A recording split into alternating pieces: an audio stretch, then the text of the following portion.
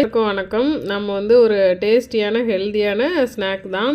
புடலங்காய் உருண்டை இருக்கு இல்லையா, அதுக்கு அம்மா என்ன பண்ணியிருக்காங்க அப்படின்னா, இட்லி புழுங்கல் அரிசி எடுத்து நல்லா எண்ணெய் விடாமல் வானிலையில் வறுத்துட்டு மெஷினில் அரைச்சா இந்தமாரி மாவு கிடைக்கும். நல்லா வாசனையான ஒரு மாவு.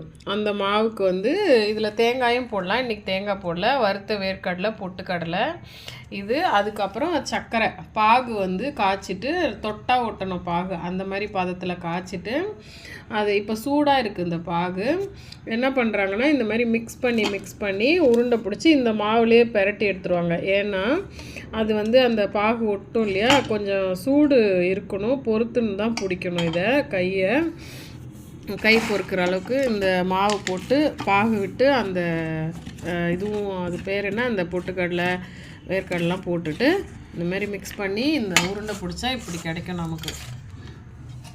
கரெக்டாமா?